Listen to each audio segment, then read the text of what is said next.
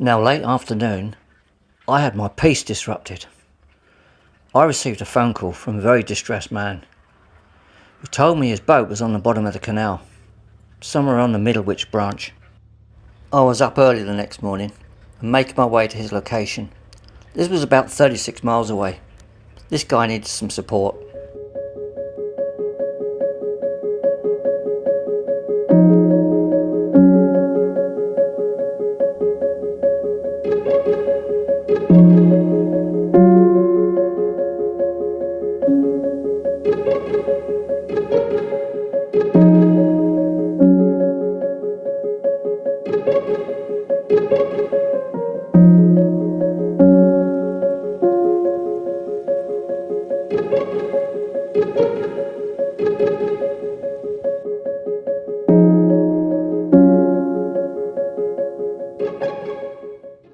It was late afternoon when I arrived at Middlewich, and I found I had 5 locks to negotiate before I could access the Middlewich branch.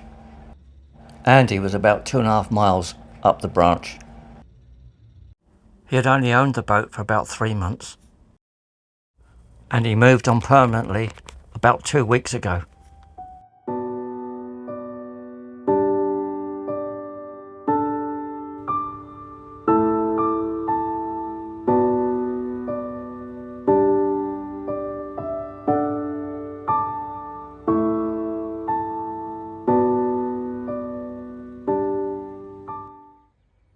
I arrived about 8 o'clock in the evening, just as the sun was starting to set, and this was the sorry sight that greeted me. Andy soon caught up with me, and we stood dwelling on the situation. This was his dream shattered. The Canal and River Rescue had been informed, and they'd be turning up in a day or two and try to start the salvage operation. There's more than one factor that caused the sinking of this vessel. In fact, there's many factors involved in its sinking.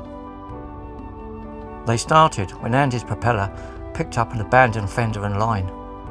He stopped the boat immediately and turned the engine off, and then he made his way into the reed hatch where he could access the propeller and clear the blockage. At the same time, he found himself under pressure due to a hire boat that was out of control and had collided with 2 other vessels. He replaced the reed hatch and then rushed off and offered them his assistance. Once he saw that everyone was safe and the situation had calmed down, he continued with his journey. But what he didn't know at this time, the reed hatch hadn't sealed properly, and water was slowly filling the engine bay. It took just a little while before Andy realised something was wrong. The engine stopped suddenly, and he looked forward and saw a gush of water entering the cabin. The electric bilge pump in the engine bay wasn't of the automatic type, and sadly there was no bilge alarm. He managed to get the boat alongside the canal bank and jumped ashore with a line. He managed to salvage his mobile phone, but he couldn't hold the boat into the bank. The contours of the canal let it drift right to the midstream, and that's where it rested. One would have expected that the engine bay bulkhead would have prevented water entering the main cabin. We later discovered that a hatch had been cut in this bulkhead, allowing access to the engine, no doubt, and it's that failed and let water into the cabin.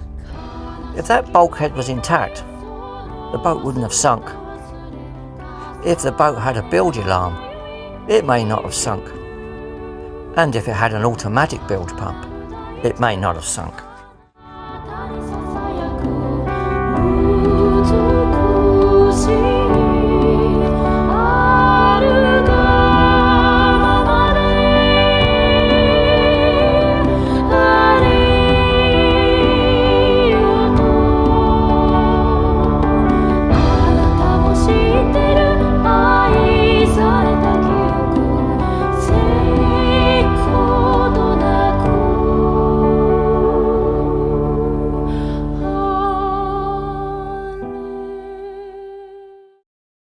I made my way back to Middlewich, and I decided to stay for the weekend.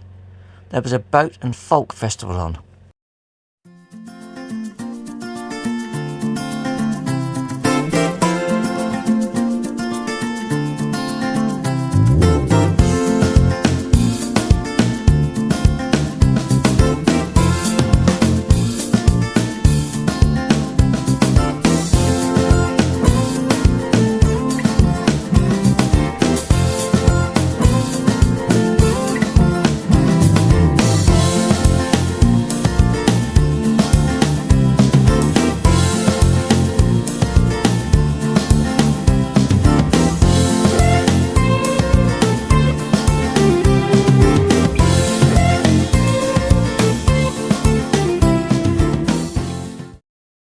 I met and helped some lovely people over the weekend, and this pretty lady was from Denmark.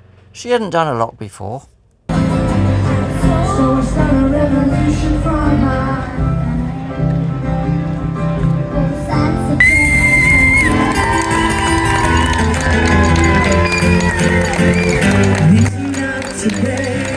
Thank you very much, everyone. Little David on the drums, harp on the vocals, Steve on the piano, and Mr. Jake on the piano. Thank you very much for a lovely afternoon. This is Heidi. She runs a very successful YouTube channel, The Narrowboat Pirate. Check her out.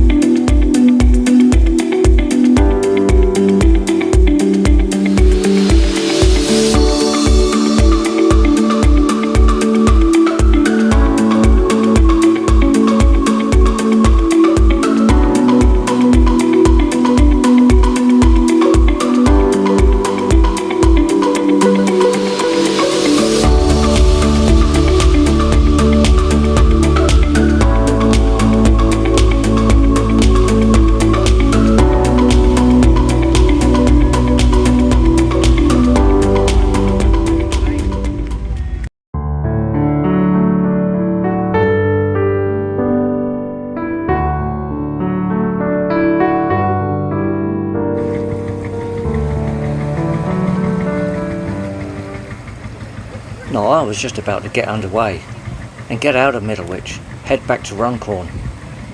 Then this boat caught my attention. I recognised it. Then I saw who was driving it. I'm sure it was Emma. I shouted out to her. It was Emma. I was really pleased to see her. She's been featured in the Channel 4 programme recently, Narrow Escape. Or Narrow Escapes, I think it is. Might like to check her out.